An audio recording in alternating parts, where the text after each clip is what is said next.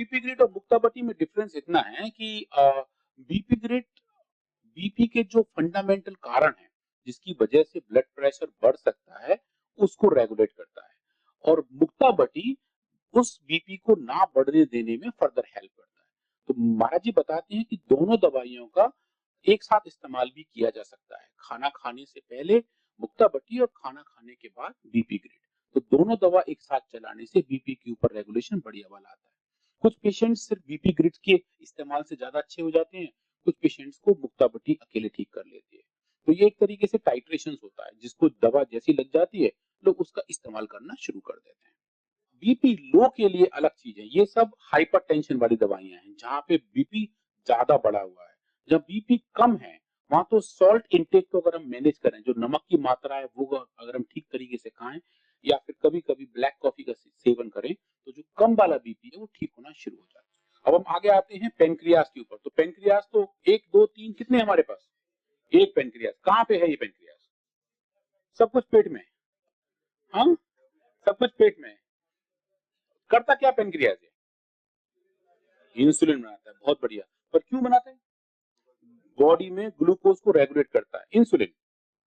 तो अगर वो रेगुलेट ही कर देता है तो फिर एज सच ग्लूकोज तो शरीर में है, जो हम खा रहे हैं, हम जो खाना खा रहे हैं वो ही ग्लूकोज है। पर हमारे शरीर में कितना जा रहा है, हमारे ब्लड में कितना है, हमारे सेल में कैसा है, इंसुलिन उसको रेगुलेट कैसे करेगा? बेसिकली इंसुलिन क्या करता है, आपके हर एक सेल में, हर एक कोशिका में 37 ट्रिलियन सेल्स है ना आपकी पूरी बॉडी में, हर किसी को ईंधन के तौर पे ग्लूकोज चाहिए। जैसा कि गाड़ी में जाता है पेट्रोल डीजल, ऐसी आपकी हर एक सेल उस ग्लूकोज को इस्तेमाल करती है। पर वो ग्लूकोज उस सेल के अंदर कैसे जाए, वो जो जाने का रास्ता है वो रास्ता इंसुलिन बनाता है। तो इंसुलिन बेसिकली एक पाथ जनरेटर है जो हमारे शरीर के हर एक सेल के अंदर ग्लूकोज पहुंचाता है। सेल के अंदर ग्लूकोज जाके माइटोकॉन्ड्रिया में जाता है जहां उसकी तोड़फोड़ होती है और उससे ऊर्जा बननी शुरू हो जाती है। वो ऊर्जा से हम काम करते हैं। मैं बोल रहा हूँ, आप सुन रहे हैं, आपको अच्छा लग रहा है, आपको कम अच्छा लग रहा है, वो सब इंसुलिन की वजह से और ग्लूकोज के प्रोसेस की वजह से। और ग्लूकोज इसलिए बनता है पेनक्रियाज में, और पेनक्रियाज के अंदर अगर दिक्कत आ जाए तो फिर ग्लूकोज का मेटाबॉलिज्म खराब होना शुरू हो जाता है, और जिसकी वजह से ब्लड शुगर मॉडिफाई होने शुरू हो जाते हैं। कम भी होते हैं और ज्यादा भी हो जाते हैं। जब ज्यादा हो जाते हैं तो उसको हम डायबिटीज कहते हैं, मधुमेह कहते हैं। तो मधुमेह में, डायबिटीज में जो दो बड़ी औषधियां काम करती हैं वो है मधुनाशनी बटी और मधुग्रेट। देखो ताली बजाते, इस बात सबको याद है, बढ़िया हो गया बिल्कुल। जब मैं पिछली बार आया था तो एक और दूसरे हमारे सब संगठन के लोगों का ग्रुप था, वहां लोग इतने अच्छे जवाब नहीं दे रहे थे, तो आप लोग बहुत बढ़िया दे रहे हो, और इस बात पे एक बार दोबारा ताली बजा लेते हैं। तो लोग थोड़े से कम जवाब दे रहे हैं वो भी शायद एक्साइट हो जाएंगे। और एक और बीमारी जो पेनक्रियास की है जिसे बोलते हैं पेनक्रियाटाइटिस, मतलब पेनक्रियास के अंदर सूजन। वो सूजन डायबिटीज में कन्वर्ट हुई जरूरी नहीं, पर वो सूजन बहुत दर्दनाक होती है। जो लोग मद्यपान ज्यादा करते हैं, अल्कोहल का दुरुपयोग करते हैं और जिनके अंदर कुछ इन्फेक्शन होने के चांसेस ज्यादा हैं, उनके पेट में बहुत तेजी से दर्द अचानक होता है कि उन्हें हॉस्पिटलाइज करना पड़ जाता है। वो दर्द पेनक्रियास के सूजन की वजह से होता है। उसके लिए भी अंग्रेजी वर्ड में कोई दवाइयां नहीं है। आयुर्वेद में भी ऐसा कोई दवाई नहीं थी। पतंजलि रिसर्च फाउंडेशन ने पूज्य आचार्य श्री और पूज्य स्वामी जी के निर्देशन में पहली बार ये आयुर्वेद में भी औषधि बनाई है, जिसका नाम है पेंकोग्रिट, जो पैनक्रियास की बेसल फंक्शनैलिटी को भी ठीक करती है। और पेंकोग्रिट, इसको ओरली 2 टैबलेट सुबह 2 टैबलेट शाम। बट अगेन आपके जो अटेंडिंग डॉक्टर्स हैं, जो आपके वैद्य हैं, वो आपको बताएंगे शरीर के हिसाब से कितनी दवा किस मात्रा में लेनी है। हाँ, एमाइलेज लाइपेज बड़ा है, उसमें पेंकोग्रिट जबरदस्त काम करता है। तो एमाइलेज और लाइपेज दो ऐसे बायोमार्कर हैं जो हमारे खून में घूम रहे होते हैं, जिसे देख के हम नाप सकते हैं कि हमारे पेनक्रियास की हेल्थ कैसी है। तो अगर ये लेवल बढ़े हुए हैं तो मतलब पेनक्रियास में कुछ ना कुछ खराबी है, आगे जाके शायद वो ज्यादा दिक्कत पैदा करे। उस केस में पेंकोग्रिट जबरदस्त काम करता है। ठीक है। तो जैसे मैं बताया कि ये पेनक्रियास की पहली दवा है, चाहे वो सिंथेटिक बर्ड की बात करें, चाहे हम आयुर्वेद की बात करें, कि जो कि हमारे साइंटिस्ट ने सब ने मिलकर बनाई है। तो सब साइंटिस्ट यहाँ से लगभग 35 किलोमीटर दूर बैठे हैं पतंजलि रिसर्च फाउंडेशन में। तो अब एक काम करते हैं, बैंकोग्रिड के लिए ताली बजाने की आवाज वहां तक पहुंच जाए, है ना? मैं बजाता हूँ जोर जोर से। हाँ, कर।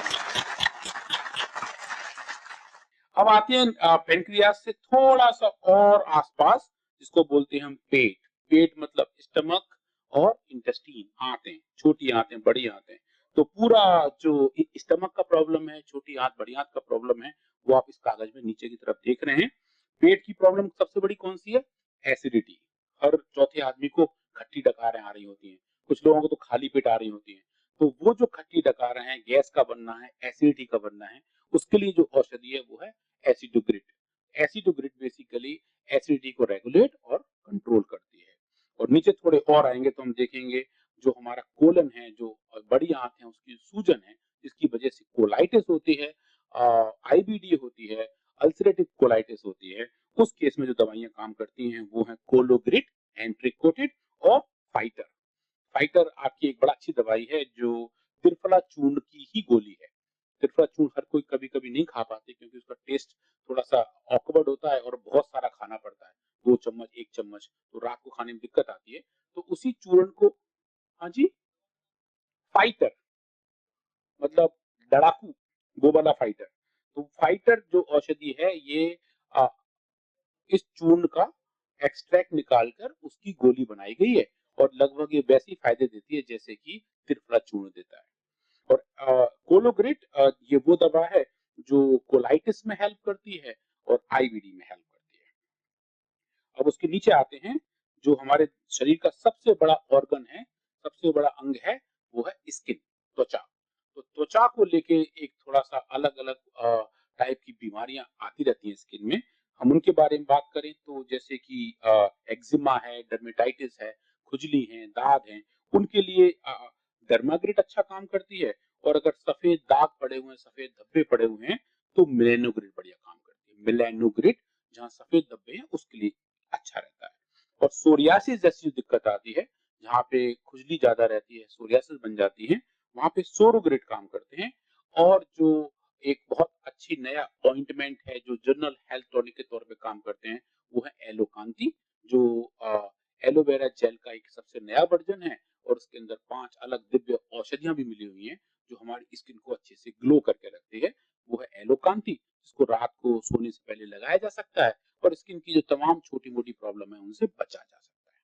गॉल ब्लैडर के लिए भी हमें क्या करना चाहिए? गॉल ब्लैडर आपके लिवर के तहत आता है। गॉल ब्लैडर के जो स्टोन्स हैं, उसकी एक बहुत बड़ी इटियोलॉजी है। उसको सच पूछिए सॉल्व करना बहुत दिक्कत वाला काम होता है, क्योंकि वहां से बाहर निकलने का रास्ता बहुत संकरा है, बहुत छोटा होता है। गॉल ब्लैडर इतना बड़ा, उसकी ट्यूब इतनी पतली, उसके अंदर अगर इतना ही बड़ा स्टोन है तो बाहर कैसे निकलेगा? तो जो दवाइयां हैं वो सिर्फ ऐसी हैं कि उस स्टोन को गलाने का काम कर सकती हैं। इस संदर्भ में जो हम ट्रायल्स कर रहे हैं वो लिथोम का ही कर रहे हैं। वो पत्थर पे लिखा हुआ ओम, तो पत्थर कहीं भी हो सब बाहर निकलेंगे। किडनी वाले तो हम आराम से निकाल लेते हैं, गॉल ब्लैडर वाले पर भी हम काम कर रहे हैं और देख रहे हैं कैसे उसकी हम एफिकेसी बढ़ाकर गॉल ब्लैडर स्टोन से भी मुक्ति पा सकते हैं। अगले 1 साल के अंदर शायद आपको ये अच्छी वाली खबर भी देंगे।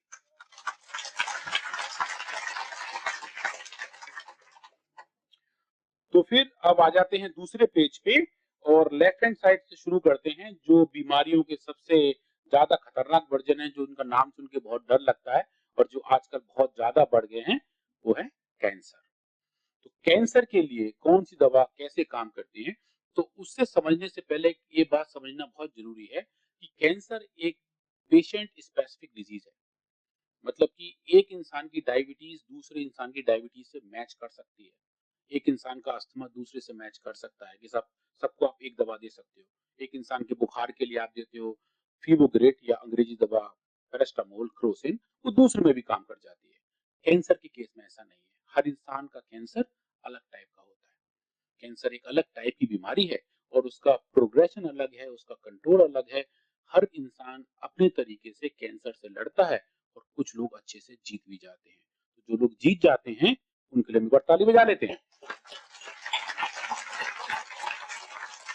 और जो जीत जाते हैं वो अच्छा योग करते हैं, अपना खान पान अच्छा रखते हैं, अपनी विचारधारा पॉजिटिव रखते हैं कि हम कैंसर से लड़ रहे हैं और हम इनसे जीतेंगे। ऐसी बहुत सारी सक्सेस स्टोरीज या पतंजलि योगपीठ में हमें देखने को मिलती है।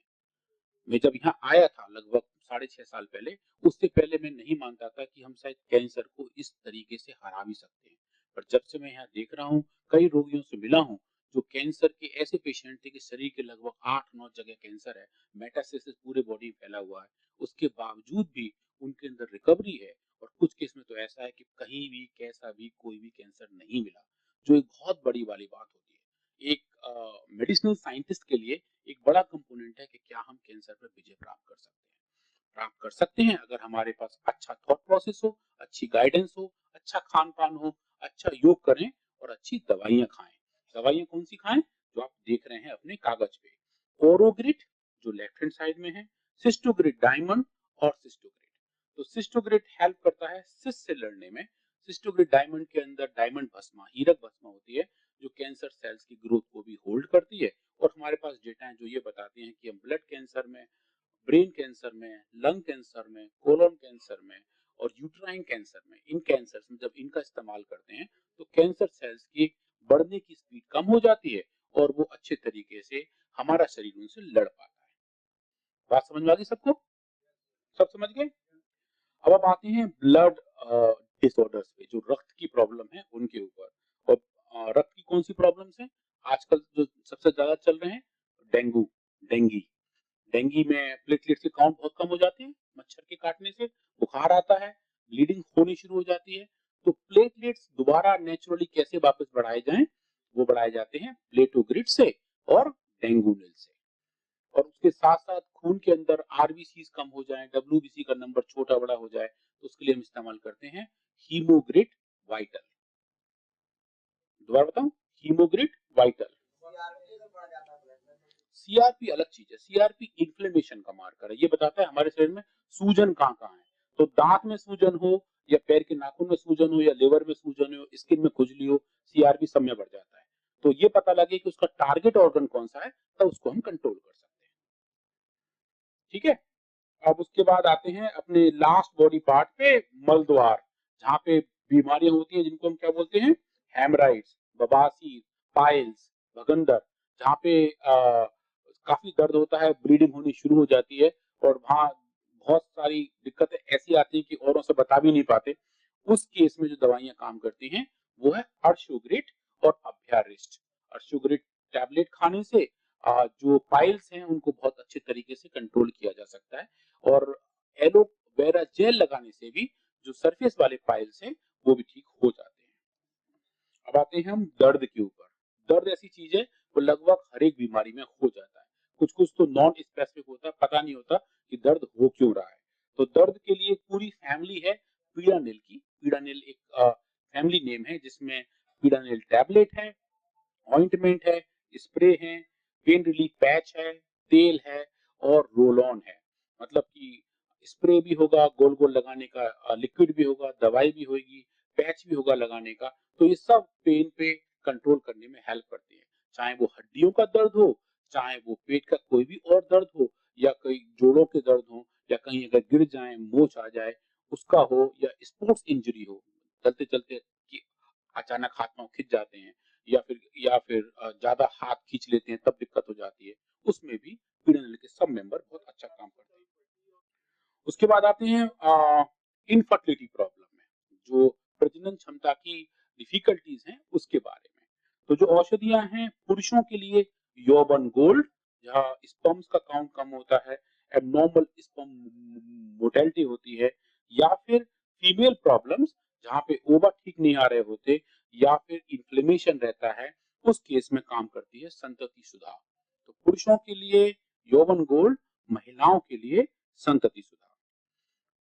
और फिर उसके बाद जो महिलाओं की और समस्याएं हैं, जहां उनके पीरियड्स की प्रॉब्लम होती है, मासिक धर्म की दिक्कत आती है, उनके लिए नारी कांति एंड वेजाइनोग्रिड्स। तो नारी कांति अच्छी टैबलेट है जो मासिक धर्म को रेगुलाइज करने में हेल्प करती है। और इसके बाद हम आ जाते हैं बुखार, बैक्टीरियल और वायरल इन्फेक्शन को लेके। आजकल काफी कुछ चल रहा है ना, जैसे मौसम बदलता है खांसी जुकाम बुखार शुरू हो जाते हैं, हम लोग रोटी की तरह क्रोसिन खाना शुरू कर देते हैं, 2 गोली सुबह, 1 गोली सुबह, 8-10 दिन खा रहे हैं। उसका बेटर, उसका सेफ, उसका अच्छा रिप्लेसमेंट और ऑप्शन है फीवोग्रिड। फीवोग्रेट लगभग घर में हर किसी को रखनी चाहिए। इनफैक्ट आपके थैले में भी एक कभी-कभी रहना चाहिए कि अगर कभी भी बुखार जैसी हालत लगे तो 2 गोली खाने से बुखार तुरंत उतर जाता है और नेचुरली आप अपनी बॉडी को हील करने लगते हैं फीवोग्रेट के इस्तेमाल से। फीवोग्रेट नॉर्मल बुखार के लिए, अगर टाइफाइड का बुखार हो तो टाइफोग्रेट। और इसके बाद हम आते हैं पतंजलि रिसर्च फाउंडेशन की ऐसी मेडिसिन के बारे में जिसने पतंजलि रिसर्च फाउंडेशन को और पतंजलि योगपीठ को दुनिया भर में पहचान दिलाई। Any guesses? कोरोनिल। सबको याद है कोरोनिल के बारे में? ताली बजाते हैं कोरोनिल के लिए। तो कोरोनिल कोरोना के टाइम पे एक रामबाण औषधि थी। करोड़ों लोगों को हेल्प हुआ कि कैसे बीमारी से लड़ें, कैसे बीमारी की डर से बचें। दोनों चीज कोरोनिल ने की। और आई थिंक कोविड-19 की जो जितनी भी औषधियों की बात अब तक होती आ रही है, कोरोनिल उसमें सर्वोच्च स्थान पे बैठी हुई है। अभी भी इससे ज्यादा रिसर्च मेडिसिन शायद कोई अभी तक कोरोना के लिए नहीं आई है। और अभी एक नई बीमारी चल रही है, इसका नाम सुना आप लोगों ने? Mpox, monkey pox. Monkey pox monkey के वजह से होता हुआ एक पॉक्स है। पॉक्स जैसे कि चिकन पॉक्स या स्मॉल पॉक्स पहले होते थे ना, घर में बोलते थे ना माता आ गई हैं, दाने दाने आने शुरू हो जाते थे, छोटी माता बड़ी माता। वैसा ही एक बीमारी है जो मंकी ओरिजिन से है, पर WHO कह रहा है कि मंकी का इस्तेमाल नाम में नहीं करना चाहिए, तो सब शॉर्ट में एम पॉक्स कहते हैं। आपको जान के अच्छा लगेगा, पिछले 4 महीनों से हमारे साइंटिस्ट की टीम एम पॉक्स पर काम कर रही है और हम लगभग पूरे तैयार हैं कि अगर जरूरत पड़ेगी तो हमारी औषधि एम पॉक्स के अगेंस्ट आएगी। उसका नाम है एम पॉक्स हर। और पूज्य स्वामी जी ने, पूज्य आचार्य ने उसका फॉर्मुलेशन भी फाइनलाइज कर दिया है और अगर जरूरत पड़ेगा हम उसे कमर्शियल बनाना भी शुरू कर देंगे कि अगर एम पॉक्स जैसी बीमारी भारतवर्ष में आएगी तो हमारे पास उसका भी ट्रीटमेंट ऑप्शन आयुर्वेद से होगा। तो एमपॉक्स हर ब्रांड नेम शायद कुछ बाद में हो, अभी तो टेम्परेरी नाम चल रहा है, पर उसकी दवाई हमारे पास तैयार है, उसका फॉर्मुलेशन तैयार है, उस पर हमने एक्सटेंसिव रिसर्च की हुई है। एमपॉक्स के वायरस भी हमारे पास हमारे लैब में है, हमने मंगा के उन पे काम करना शुरू कर दिया है और हमारा शरीर कैसे उस वायरस को रिस्पॉन्ड कर रहा है हम उस पर आजकल स्टडी कर रहे हैं। अब लास्ट में आते हैं जो ऐसी बीमारी है जिससे मैं भी काफी परेशान रहता हूँ, काफी कुछ सुनता हूँ उसके बारे में, कोशिश करता हूँ कि हो जाए पर लेकिन ठीक नहीं होता। वो है ओबेसिटी, मोटापा। उसके लिए हम काम कर रहे हैं। जो अत्यधिक वजन है उसमें 2 औषधियां अच्छी काम करती हैं। अगर सही टाइम से सही तरीके से खाए जाए तो उनका इम्पैक्ट आना शुरू हो जाता है। एक तो है वेट गो और दूसरी है मेदोहरबटी। उनके इस्तेमाल से हम मोटापे पे और मोटापे की वजह से होने वाली बीमारियों से बच सकते हैं। जो अच्छा कोलेस्ट्रॉल है उसका लेवल बढ़ा सकते हैं, जो खराब कोलेस्ट्रॉल है उसका लेवल कम कर सकते हैं। वेट गो और मेदोहरबटी। तो अभी मैं ये बताना चाह रहा हूं कि हम करते क्या हैं, क्यों करते हैं और करने का तरीका क्या है। जो थीम है जिसके बारे में आज बात करूंगा वो है evidence based integrated natural drug development. मतलब कि हम जिस दवा पे काम कर रहे हैं, फर्स्ट वो तो नेचुरल है, हर्बल है, नेचर ड्राइव्ड है और उसके काम करने के तरीके के प्रमाण है हमारे पास, मतलब एविडेंस है। हम सबूतों के साथ बता रहे हैं कि दवाइयां काम कैसे करती हैं। और ये जो पूरा प्रोसेस है, ड्रग डिस्कवरी का साइकिल यहीं से शुरू होता है। मतलब जो नई दवाइयां बनती हैं, जो अंग्रेजी दवाइयां नहीं बनती हैं, वो भी एविडेंस के बाद ही आगे बढ़ पाती है। उनका जो बनने का तरीका है, उसका बनने में जो टाइम लगता है वो लगभग 10 साल है। अंग्रेजी दवा एक पूरी बन के आगे तक पहुंचने में, क्लिनिकली यूज होने के लिए 10 साल का वक्त लगता है और $10 बिलियन का खर्चा आता है। और फिर भी गारंटी नहीं होती कि दवा आगे काम करेगी, कोई साइड इफेक्ट होगा या नहीं होगा, कोई और प्रॉब्लम आएंगी नहीं आएंगी। तो ये जो आगे बढ़ने का रास्ता है ये थोड़ा सा ज्यादा रिस्की है, सेफ्टी के साथ नहीं आता है, बहुत खर्चीला है और सक्सेस चांसेस बहुत कम होते हैं। तो बेस्ट तरीका क्या है ड्रग डिस्कवरी का? पीछे जाना।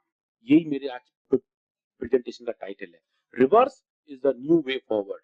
मतलब आगे बढ़ने के लिए एक कदम पीछे जाना जरूरी है और मैं अगले कुछ स्लाइड में आपको समझाऊंगा कि ऐसा करना क्यों जरूरी है। तो Patanjali research foundation has been blessed by परम श्रद्धेय स्वामी जी एंड परम पूज्य आचार्य जी कि हमें रोज लगभग दिन में 2 बार या 3 बार अलग अलग तौर पे हमें मार्गदर्शन मिलते रहते हैं। हमारी पूरी साइंटिस्ट की टीम इस बात से रियली गर्व महसूस करती है कि जब जैसा जरूरत हो हमें वैसा गाइडेंस मिलता है कि हमें किस डायरेक्शन में आयुर्वेद की विज्ञान को आगे लेके जाना है। ये जो लैब्स हैं जहाँ जहाँ हम काम करते हैं, आप कुछ लोग शायद गए भी थे कल या परसों, आपने देखा पीआरएफ को कि ये जो लैब्स हैं ये 2017 में हमारे honourable prime minister Shri Modi ji द्वारा इनॉग्रेट किए गए थे। ये अल्ट्रा मॉडर्न लैब्स हैं जो मॉडर्न प्रैक्टिस और एंशिएंट मेडिसिनल विजडम के बीच के गैप को भरने के लिए लगाई गई हैं। दुनिया में शायद अपने टाइप की ये एकमात्र लैब है, बहुत बहुत धन्यवाद, एकमात्र ऐसी लैब है और स्टेट ऑफ आर्ट फैसिलिटीज हैं जो आयुर्वेदा और योगा पर रिसर्च करने के लिए डिवाइस की गई हैं। जितने भी हम वैज्ञानिक हैं, जैसे छोटे बच्चों के लिए खेलने को खिलौने चाहिए होते हैं, वैज्ञानिकों को खेलने के लिए इक्विपमेंट चाहिए होते हैं। हमारे टॉयज हमारे इक्विपमेंट्स होते हैं और हम इस मामले में बहुत लकी हैं कि परम पूज्य स्वामी जी, परम श्रद्धेय आचार्य जी ने हमें वो सब टॉयज उसी तरीके से उपलब्ध कराए हैं जिससे हम ज्यादा खेल पाते हैं। तो top of the line equipment, globally trained workforce, 300 में से लगभग 60-70 वैज्ञानिक ऐसे हैं जो पूरी दुनिया में अलग अलग जगह काम करके आए हैं, भारतवर्ष से बाहर, यूरोप से, ऑस्ट्रेलिया से, अमेरिका से, कनाडा से, कुछ लोग भाई तो इधर अफ्रीका से, न्यूजीलैंड से और चाइना से भी एक भाई काम करके आए हैं। तो वो जो ग्लोबल एक्सपीरियंस लेके आ रहे हैं, उन उस एक्सपीरियंस का इस्तेमाल एक अच्छे थॉट प्रोसेस के साथ रिसर्च ऑपरेशंस के बेस में यहाँ होता है और ये डे इन डे आउट चलता रहता है। हर एक संस्था का एक मिशन होता है। हमारे पूरे पतंजलि योगपीठ का एक बड़ा मिशन है। उस मिशन का एक हिस्सा ये भी है कि हम पूरी दुनिया के अंदर उनकी हेल्थ मतलब उनका स्वास्थ्य और उनकी क्वालिटी ऑफ लाइफ अच्छा करना चाहते हैं। जो पतंजलि रिसर्च फाउंडेशन का ध्येय है, थ्रू रिसर्च और इनोवेशन, मतलब रिसर्च का इस्तेमाल करके, इनोवेशन का इस्तेमाल करके हम पूरी दुनिया की health and quality of life change करना चाहते हैं। उसके लिए जो हमारे विजन है वो ये है कि हमारे पास जो अनस्ट्रक्चर्ड आयुर्वेदिक हर्बल इंफॉर्मेशन है और rich history of medicinal plant है, उन सबको हम साथ लेके फनल करके देखें। फाइनली हम पहुंचना चाहते हैं एक scientifically validated evidence based medicine system, मतलब कि आयुर्वेदा उसे भारत के बाहर भी लोग दवाई के एक तरीके के तौर पे पहचाने, ये हमारा लक्ष्य है। सिर्फ और सिर्फ हम एक छोटे हिस्से में ये मान के चलें कि यही बेस्ट दवाई है, वो शायद सही तरीका नहीं है। अगर एक अच्छी दवाई है तो वो हर एक सिस्टम में अच्छे तरीके से काम करनी चाहिए और उसको काम करने के जो हमारे तरीके, हमारे स्ट्रेटेजीज है, वो आप यहाँ देख रहे हैं। हम एक पिरामिड के तौर पे काम करते हैं जहाँ हम इनिशिएट होके, ट्रांजिट होके एक्चुअलाइज हो रहे हैं, जहाँ आज हम हैं, जहाँ हमारे पास इग्नाइटेड वर्कफोर्स है, इग्नाइटेड थॉट्स हैं, एक अच्छी क्वालिटी का हम डिलीवरी देते हैं और हम एम कर रहे हैं एक्सीलेंस की तरफ, जहाँ पे कि आयुर्वेदा की एक्सेप्टेंस ग्लोबली हो, पूरे दुनिया में आयुर्वेद का डंका बजे, पूरे दुनिया में आयुर्वेद का जयकारा हो।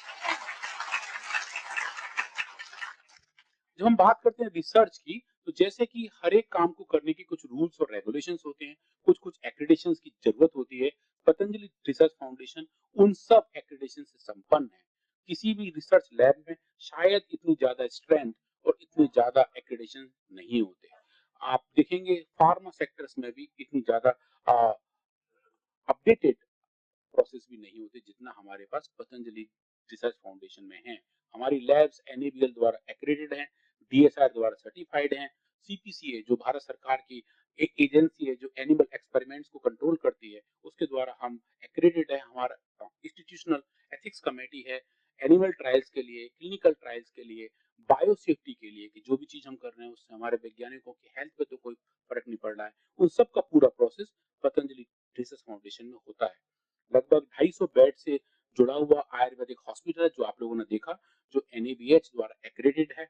एक आयुर्वेदिक मेडिकल कॉलेज है जिसमें 8 सब्जेक्ट में पीजी होती है। 2500 मेडिकल डॉक्टर पूरे भारतवर्ष में पतंजलि के चिकित्सालयों में अपनी सेवाएं देते हैं और लगभग 30,000 पेशेंट डेली पतंजलि के अलग अलग संस्थानों में स्वास्थ्य लाभ के लिए आते हैं।